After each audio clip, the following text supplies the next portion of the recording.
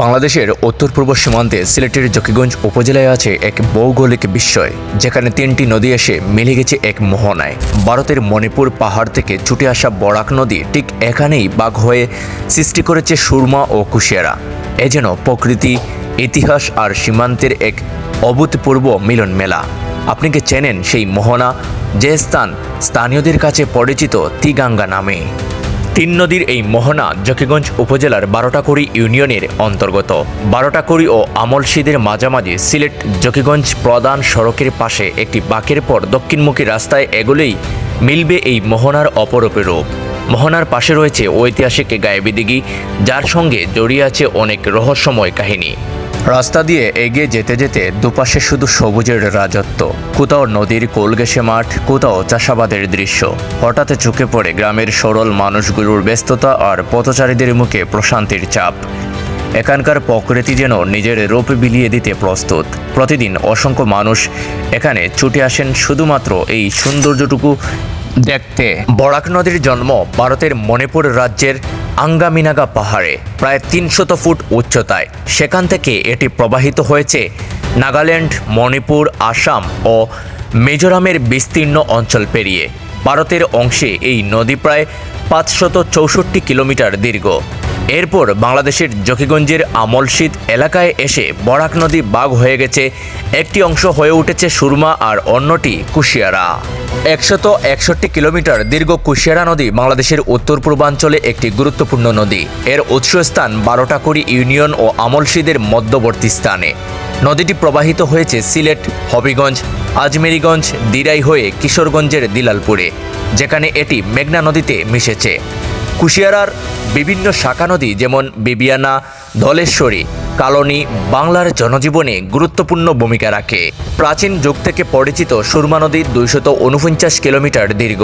বরাক থেকে উৎপন্ন হয়ে জকিগঞ্জ, সিলেট, সুনামগঞ্জ, নেত্রকোনা, কিশোরগঞ্জ অতিক্রম করে সুরমা গিয়ে মিশেছে মেঘনা নদীতে। প্রখ্যাত পর্যটক ইবনে বতুতা এই নদীপথে একটানা ১৫ দিন ভ্রমণ করেছিলেন।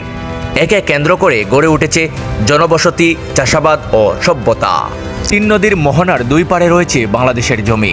এখানকার কৃষকরা নির্ভয়ে চাষাবাদ করেন। সবজির ক্ষেতগুলো এমনই হাতছানি দেয় যে টমেটো, লাউ, বেগুন, মূলা কিংবা কাঁচামরিচ নিজ হাতে তুলে নেওয়ার সুযোগও পাওয়া যায়। তবে মনে রাখতে হবে, বিজিবি ক্যাম্প ও সীমান্ত নিরাপত্তার কারণে ছবি তোলা নিষেধ। এখানে ভারতের ওয়াচ টাওয়ার থেকে নিরবিচারে নজরদারি করা হয়।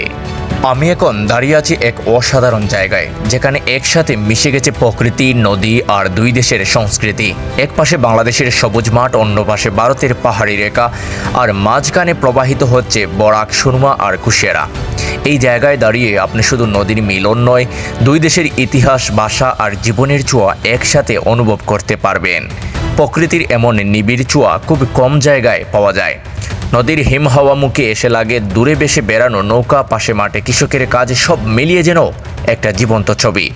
চোখে দেখলেই বিশ্বাস হবে কতটা সুন্দর আমাদের এই জকিগঞ্জ। এমন জায়গা যদি একটু পরিকল্পনা করে গড়ে তোলা যেত, একটা ওয়াকওয়ে, কিছু বসার জায়গা, একটা পর্যবেক্ষণ টাওয়ার, তাহলে পুরো দেশ থেকেই মানুষ ছুটে আসতো এই জাদুকরী মোহনায়। আমরা যারা এসেছি তারা শুধু দেখেই ফিরব না, চাইব এই জায়গা যেন আরও সুন্দরভাবে গড়ে ওঠে। সরকার, স্থানীয় প্রশাসন ও সচেতন মানুষ যদি একসাথে এগিয়ে আসে, তাহলে এই তিন নদীর মোহনা হয়ে উঠবে জকিগঞ্জের পর্যটনের নতুন প্রাণকেন্দ্র। জকিগঞ্জে শুধু তিন নদীর মোহনা নয়, এটি একটি ঐতিহাসিক ও প্রাকৃতিক সৌন্দর্যে ভরপুর উপজেলা। অত্র উপজেলার পর্যটনীয় এই জায়গাগুলো যদি সুন্দরভাবে রক্ষণাবেক্ষণ ও আধুনিকায়ন করা হয়, তাহলে জকিগঞ্জ হয়ে উঠবে দেশের অন্যতম আকর্ষণীয় পর্যটন কেন্দ্র। স্থানীয় পর্যায়ে hotel, rest house, guide service, watch tower ও ভিউ পয়েন্ট গড়ে উঠলে দেশের বিভিন্ন প্রান্ত থেকে পর্যটকরা ছুটে আসবে। আমরা যদি চাই, তাহলে জকিগঞ্জ শুধু সীমান্ত উপজেলা নয়, পর্যটনের একটি উজ্জ্বল গন্তব্য হয়ে উঠতে পারে। কিভাবে যাবেন তিন নদীর মোহনায়? সিলেট শহরের কদমতলী বাস স্ট্যান্ড থেকে চারকাই, বিয়ানীবাজার, জকিগঞ্জ সড়ক ধরে কালীগঞ্জ বারোটাকুড়ি ইউনিয়ন পর্যন্ত আসতে হবে। দূরত্ব প্রায় ৭৫ কিলোমিটার। আপনি চাইলে বিআরটিসি বাস বা জকিগঞ্জের গেটলক বাসে চড়ে সহজেই পৌঁছাতে পারেন। জকিগঞ্জ থেকে মোহনা পূর্ব দিকে মাত্র ১৫ কিলোমিটার দূরে। রাস্তাটি মোটামুটি চলনযোগ্য এবং মোহনার কাছাকাছি গিয়েই আপনি অনুভব করতে পারবেন সেই অপরূপ পরিবেশ। এই মোহনা শুধু 3টি নদীর মিলনস্থল নয়, এ যেন বাংলাদেশ ভারতের ভূগোল, ইতিহাসে প্রকৃতি ও মানব জীবনের মিলন মেলা। একবারে গিয়ে আসুন, হৃদয়টা যেন আরও একটু বড় হয়ে ফিরবেন।